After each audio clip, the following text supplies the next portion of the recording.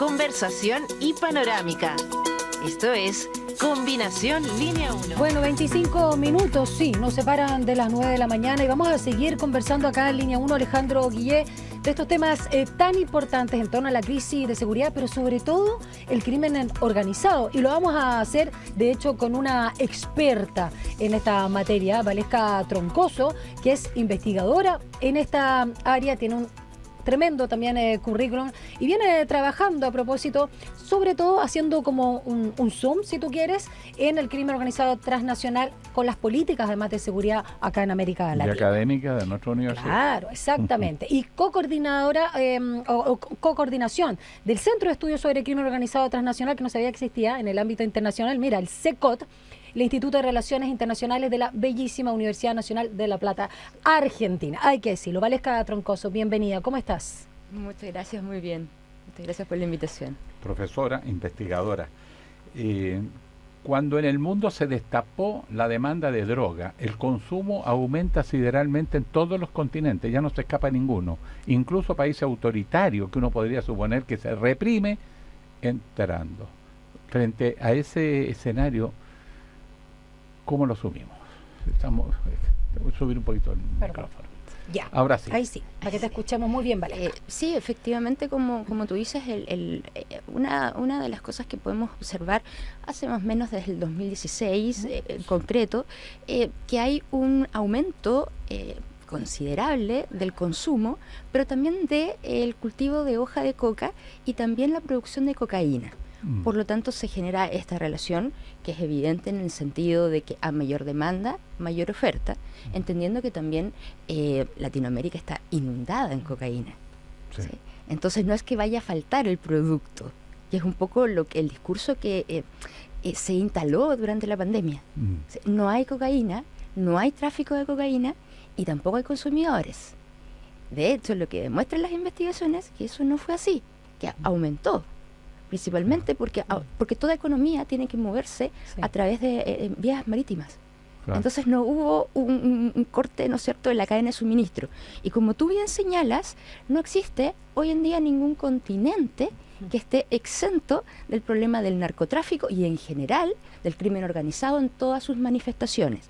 Entendido, cuando hablo de manifestaciones, tráfico de armas, tráfico de personas. Sí, porque no es solamente el narcotráfico, ¿no? Exactamente. Ese es el tema. Sí. Y estamos hablando de secuestros, como tú bien señalas, de extorsiones, de tráfico de armas, de trata de personas, de también explotación sexual, muy cercano también algunas cosas a la esclavitud, por no decir realmente esclavitud moderna, absolutamente. Y bueno, y todo este tema, por supuesto, también con estos movimientos y flujos de dinero, porque también es un crimen, hay que decirlo, la corrupción de las instituciones de los estados en todo el mundo y ahora muy centrado en América Latina. Y me quiero centrar en eso. ¿Cuán permeable crees que está nuestro país en relación al crimen organizado? Si es que se podría comparar, si es que se puede hablar en porcentaje, cuando pareciera que nosotros, bueno, estamos en crisis porque es algo totalmente nuevo, pero no estamos tan mal. No hay que compararse, como es el consuelo de muchos. Es que el problema es que precisamente, porque en Chile no había nada, no estábamos preparados, este aumento de la demanda y de la producción está buscando nuevas vías para llegar a los mercados. Y los países ingenuos, como Ecuador, Chile, Uruguay, que no tenían protecciones, son el blanco predilecto. O sea, nuestro pasado ahora nos juega en contra. Nos condena. Y por eso vuelvo a preguntar, ¿cuán permeables somos o ingenuos, en palabras de Guillén? Yo creo que lo primero que podríamos decir es ingenuidad, entre comillas. ¿Sí? Porque queriendo. Es que lo que pasa es que toda política de Estado tiene que hacer una evaluación de las amenazas. En tanto, estamos en un mundo interconectado y estamos hablando de un crimen transnacional. Eso significa que eso no solamente va a estar circunscrito a los países, por ejemplo, productores de cocaína, sino que teníamos que ya haber vislumbrado que íbamos a ser un país de tránsito. ¿Sí? Muy importante hoy en día.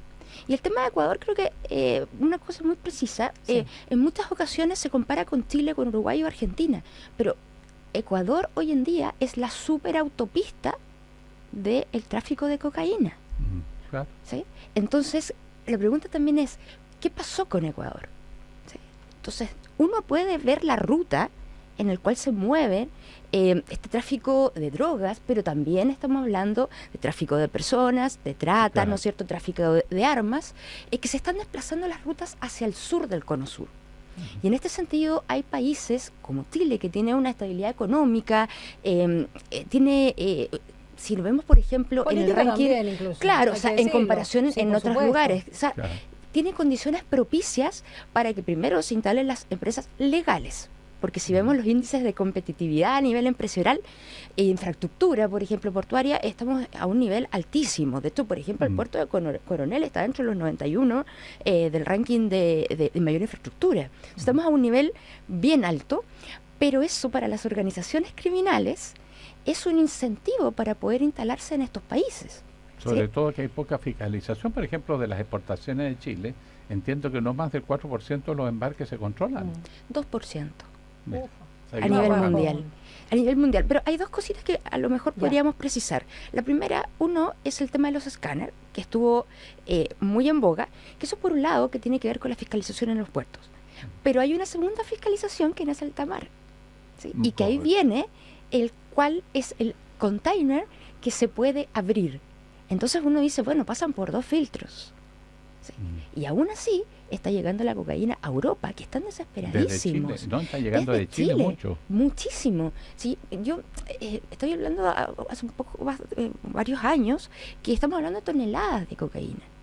No solamente estamos hablando de 2 kilos o 3 kilos, porque también hay diferentes formas que funcionan las organizaciones criminales, que es adaptarse a las condiciones, pero también tienen que ir probando rutas.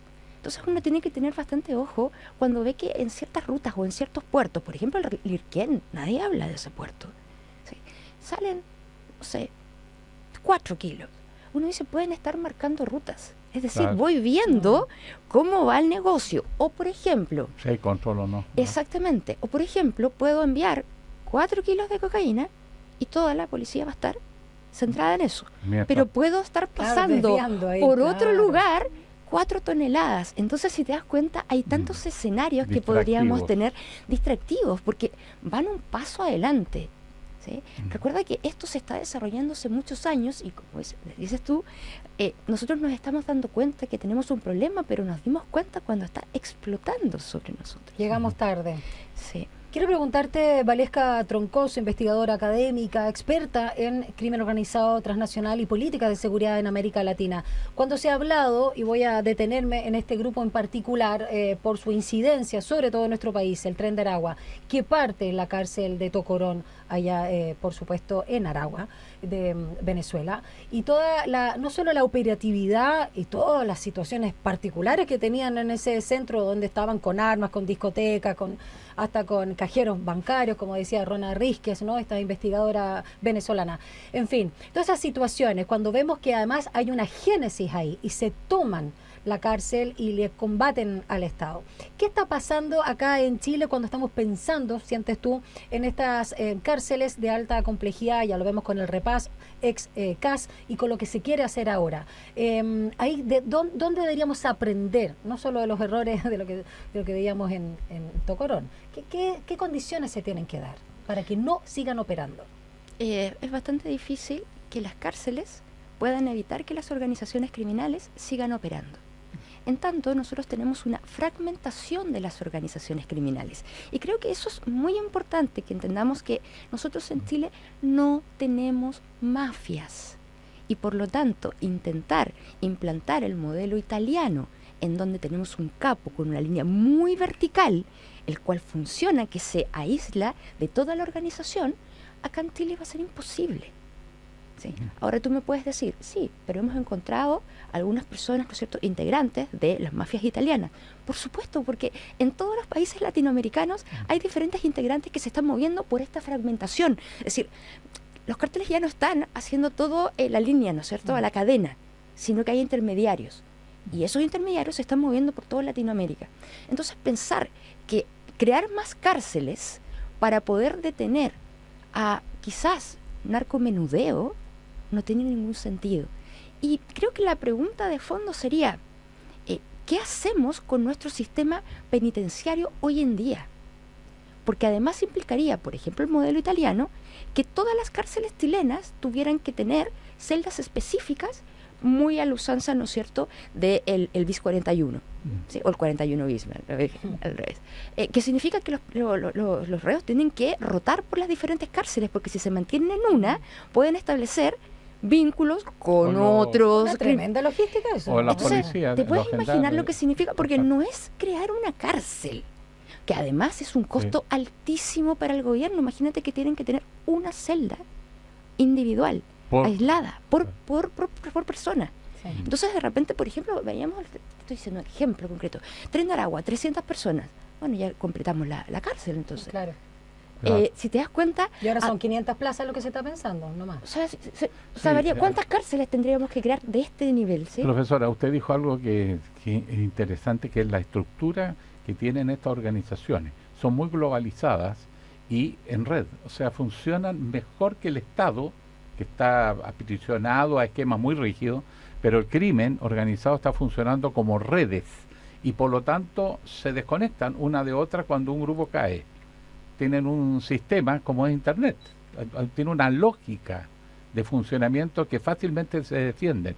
Frente a eso, ¿cómo la institucionalidad del Estado, que es más rígida, jerárquica, piramidal, puede responder? Claro, es un gran desafío y creo que es importante habernos dado cuenta de esto, que yo creo que ya vamos avanzando y es un avance enorme entender que las organizaciones criminales que hoy funcionan en Chile no son las mafias. Y por eso a mí me sorprende cuando dicen las mafias que están en la estación central. Sí. Hablan de la mafia china, de hecho. Claro, pero ya hablar de la estación central que hay mafias, o sea, estamos hablando de grupos criminales de estilo mafioso. No, no es así. Puede haber algunos integrantes de las mafias chinas, y eso nunca lo he negado. Lo que hay que tener cuidado es decir, ¿tenemos la mafia china controlando al Estado chileno? ¿Tenemos una gobernanza criminal por parte de las organizaciones? ¿Te parece irresponsable eso también? Yo creo que sí, porque además confunde a la población. Y yo creo que lo que más tenemos que hacer hoy día es clarificar estos conceptos. Por ejemplo, las estructuras. Las organizaciones criminales se diferencian por estas estructuras de funcionamiento, ¿sí? Entonces, de repente, habría que empezar a hablar de estructuras criminales, ¿sí? Para hacer esta clarificación. Y esta fragmentación permite que diferentes grupos funcionen en red y muchos de ellos no se conocen entre sí. Claro. Entonces, claro, cuando quiero llegar al líder, quizás ni siquiera está en Chile. O no existe el líder, porque es una red. Claro, pero siempre va a haber una persona que está organizando, ¿no? Porque si bien es cierto, decimos, hay una mayor capacidad que sea horizontal, pero siempre hay personas que son los que tienen diferentes roles. Es como una empresa legal. Si tú te das cuenta, tienen un CEO, sí tienen diferentes... Pero son descentralizadas. Sí. Pero no relacionadores públicos. No relacionadores. Pero ojo, que el Tren de Aragua vende su marca. Entonces, es como un emprendimiento, ¿no? Claro. Es un emprendimiento. Usar el nombre... Claro, utilizan y venden el nombre, pero se lo venden a bandas locales que están dedicados a robos. Por ejemplo, yo leía unas sentencias, en nombre del Tren de Aragua, entran a una casa, amenazan y se roban un plasma antiguo y 3.000 pesos. Entre paréntesis, en Puerto Montt, que hay una banda y hay 10 detenidos, 3 chilenos, 1 carabineros. Bueno, vamos a seguir conversando, ahondando sobre este tema y agradecemos, por supuesto, a Valesca Troncoso, investigadora experta en crimen organizado y también, por supuesto, académica de nuestra Casa de Estudio de la Universidad de Santiago de Chile.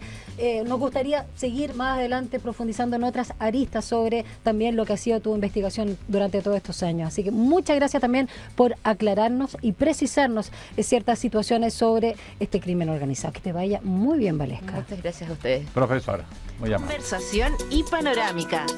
Esto es Combinación Línea 1.